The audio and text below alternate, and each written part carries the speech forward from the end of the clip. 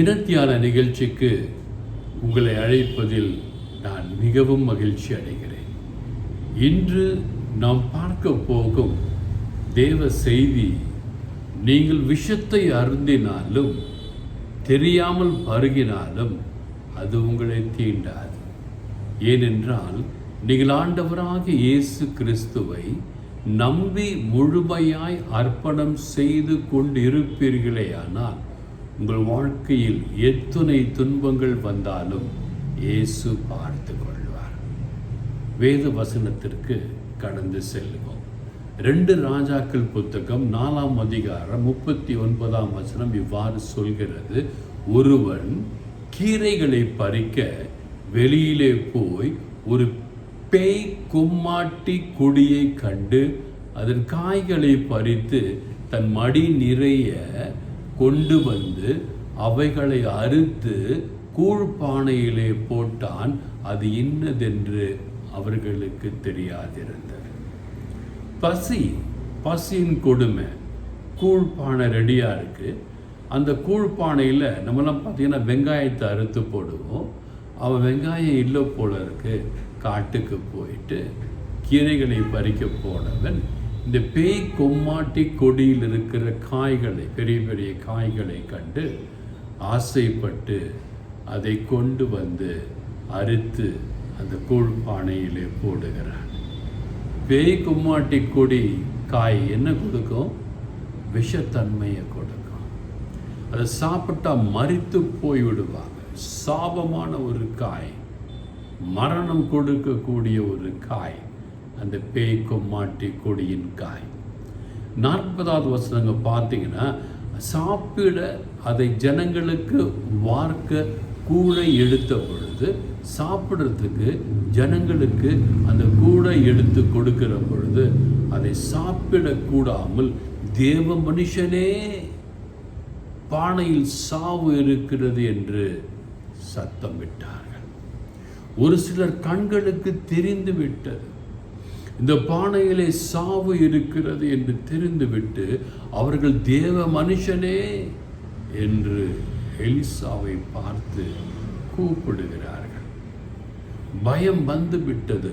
உங்களுக்கு கூட ஒரு சிலருக்கு கண்களில் சாபங்கள் தெரியும், மரணங்கள் தெரியும், பிரச்சனைகள் தெரியும்.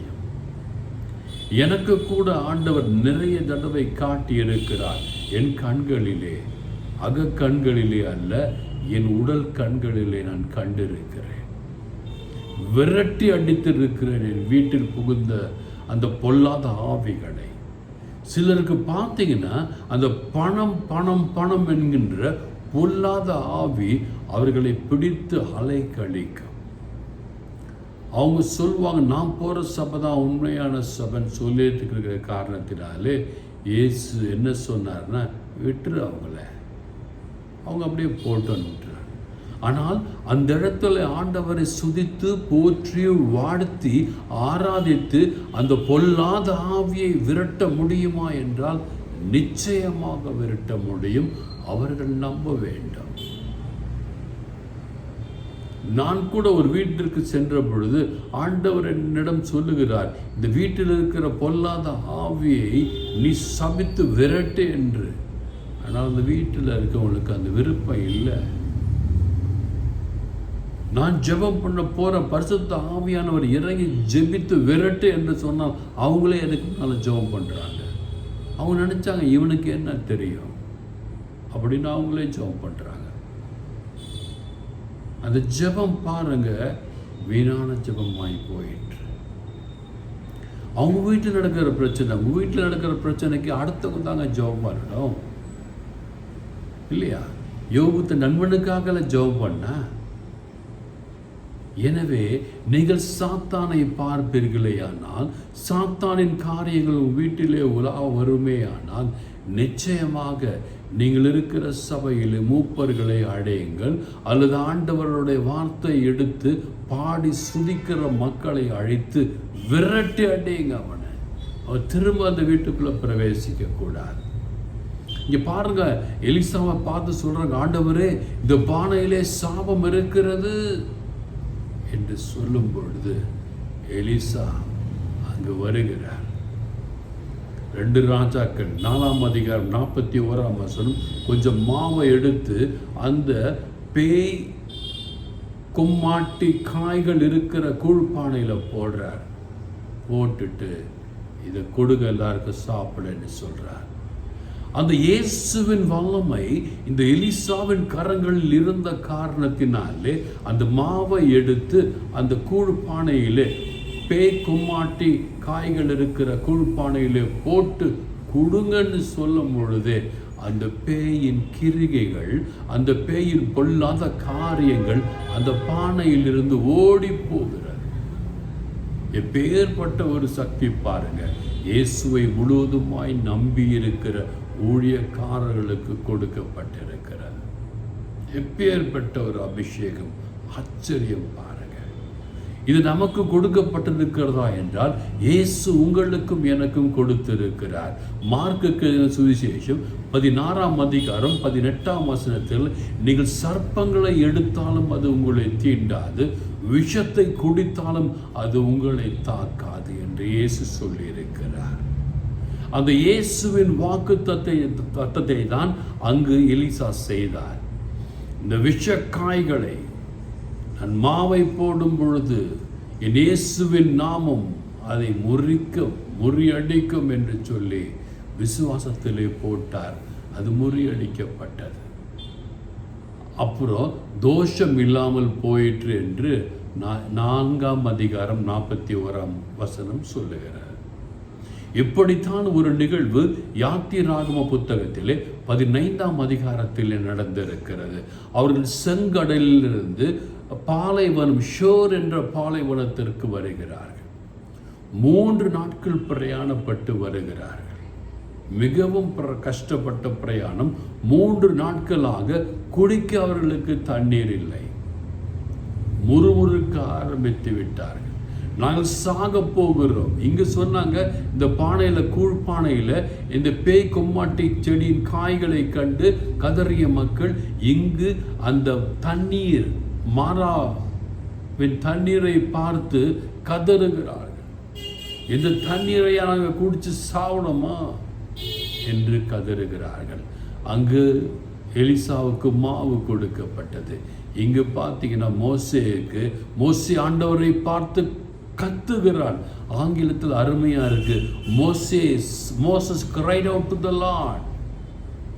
The Lord answered, showed a wood. ஆண்டவர் என்ன பண்ணாரு? ஒரு மரக்கட்டையை எடுத்து கொடுத்து, இந்த தண்ணியில் போடுற, மாறாவின் தண்ணியில் போடுறான்னு சொன்னார். அவன் மாறாவின் தண்ணியில் போட்டான். அந்த தண்ணியே மதுரமாயிற்று. நீங்கள் கூட உங்கள் வாழ்க்கையில் கசப்பான பிரச்சனைகள், துன்பங்கள், கவலைகள், கண்ணீர்கள், வேதனைகள், நோய் நோக்காடுகள், அந்தகார சக்திகள், பொல்லாப்பு, சாத்தானின் ஏவுதல், தீய சிந்தனை, தீய நாட்டங்கள், பில்லி சூனிய கட்டுகள், ஏவல்கள், விரதங்கள், நோய் நோக்காடுகள், மந்திரங்கள், மாந்தரிகங்கள் எதுவாக இருந்தால் என் இயேசுவை பார்த்து சொல்லுங்கள், ஆண்டவரே என் வாழ்க்கை கசப்பாக இருக்கிறது. இந்த பேய் கொம்மாட்டி கொடியின் காய்களை போன்று இருக்கிறது. என்னால் முடியாது ஆண்டவர், என்னால் இயலவில்லை, வாரும் அப்பா. எலிசாவுக்கு மாவை கொடுத்து அந்த விஷத்தை முறித்தீரே, மாறாவின் தண்ணீரை மதுரமாக்கினீரே, என் வாழ்க்கையை வசந்தமாக்கும் ஆண்டவரே. என் வாழ்க்கையில் உள்ள விஷங்களை, நஞ்சுகளை அகற்றி போடுங்கள் ஆண்டவரே என்று சொல்லித்தான் பாருங்களே.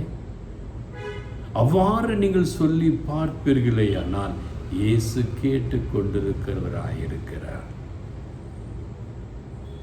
நீங்க முயற்சி செய்யணுங்க. இங்கு சிதறாத பேனாவும் வேர்க்காத மனுஷனும் பலன் இல்லைங்க. மனுஷனுக்கு வேர்க்கணும், வேலை செஞ்சா வேர்க்கணும். ஜெபம் பண்ணா ஆண்டவரை பார்த்து கத்தணும். மோசஸ் கத்தன, ஆண்டவரே என்று கதறினான். யாருக்காக? அவனுக்காக அல்ல, அவனை நம்பி வந்த பிள்ளைகளுக்காக கதறினான். அவன் கதறல் கேட்கப்பட்டது. எலிசா கதறின், ஆண்டவரே இந்த கொம்மாட்டி பேய் கொடி காய்களை சாப்பிட்டால் செத்து போயிடுவாங்களே ஆண்டவரே. ஆண்டவர் மாவெடுத்து போட்டான், விஷம் முறிக்கப்பட்டது. உங்கள் வாழ்க்கையில் இன்று ஆண்டவர் கொடுக்கிற ஒரே ஒரு மகா பரிசுத்த விடுதலை உங்களுக்கு ஆண்டவருடைய வார்த்தை. அந்த வார்த்தையை நீங்கள் வாசிக்கணும். நிறைய பேர் என்ன சொல்கிறாங்க, பிரதர் எனக்காக ஜெபம் பண்ணுங்க, கடனுக்காக ஜெபம் பண்ணுங்க, என் கவலைக்காக ஜெபம் பண்ணுங்க. நான் ஜெபம் பண்ணுறேன். ஆண்டவர் சொல்கிறார், அவன் ஜெபமே பண்ண மாட்டேங்கிறானே, அவன் என்கிட்ட பேசவே மாட்டேங்கிறானே, அவனுக்கு போய் நீ ஏன் கேட்குற அப்படின்னு ஆண்டவர் சொல்லி அவர்கள் ஜெபத்தை அங்கீகரிக்காமல் விட்டு விடுகிறார். சிலர்கிட்ட நான் சொல்லுவேன், உங்கள் ஜெபத்தை நான் ஏறெடுக்கிறேன், நீங்கள் என்னோடு சேர்ந்து ஜெபிப்பீர்களா என்று கேட்பேன். கேரண்டி கொடுத்தாங்கன்னா அந்த வீட்டில் அற்புதம் நடக்குதை நான் பார்த்துருக்கிறேன். கேரண்டி கொடுக்கலன்னா சும்மா உதட்டளவில் சொல்லுவாங்க, அங்கே அற்புதம் நடக்காதுங்க. எனக்கு தெரிந்த ஒரு உறவினர் ஓஹோன்னு கல்யாணம் பண்ணார், பொண்ணு வாழாமல் வந்துடுச்சுங்க. ஓஹோன்னு கல்யாணம் பண்ணார், பொண்ணு வாழாமல் வந்துடுச்சு. ஏன்? ஆண்டவரை கேட்கணும். நீங்கள் ஆண்டவரை கேட்டு பாருங்களேன், உங்கள் வாழ்க்கையில் வீணான பிரச்சனைகள் வருவது இல்லை. நீங்கள் ஆண்டவரை கேட்டு பாருங்களேன், உங்கள் தடைகளை மாற்றி போடுவார் இயேசு கிறிஸ்து. மோசேக்கு தடை வந்தது, 3 தடவை அவன் இயேசுவை மறுதளித்தான். முகம் குப்புற விழுந்து அழுதான். ஆண்டவரே, ஆண்டவரை உயர்த்தினார். நீ ஒரு பாறை, உன்மேல் என் திருச்சபையை கட்டுவேன் என்று சொன்னார். பவுல், ஆண்டவரே நீ யார் என்று கேட்டான். ஆண்டவர் சொன்னார், நீ துன்புறுத்துகிற இயேசு நான் தான். உடனே ஆண்டவரே, அற்புதம் நடந்தது. உங்கள் வாழ்க்கையிலும் அற்புதம் நடக்க வேண்டுமாயானால் நீங்கள் ஆண்டவரே என்று சொல்லி பாருங்க. இன்று சொன்ன ஒவ்வொரு வசனத்தையும், இன்று சொன்ன செய்தியை ஒரு 3 ட்ரிப் கேட்டு பாருங்களேன். உங்கள் விசுவாசம் வளரும், உங்களுக்கு ஆசீர்வாதம் கிடைக்கும். உங்கள் விசுவாசம் வளர்ந்தாவே உங்கள் வீட்டில் அபிஷேகங்கள் நிறையும். God bless you all. நீங்களாம் நல்லா இருப்பீங்க, உங்கள் குடும்பம் நல்லா இருக்கும், உங்கள் பிள்ளைகள் நல்லா இருப்பாங்க. ஊழியக்காரர்களை தயவு செய்து வீணாக பேசாதீங்க. அவங்க தப்பு பண்ணால் தப்பு நேரடியாக முகத்தில் சொல்லுங்கள், பின்னால் பேசாதீங்க. God bless you all.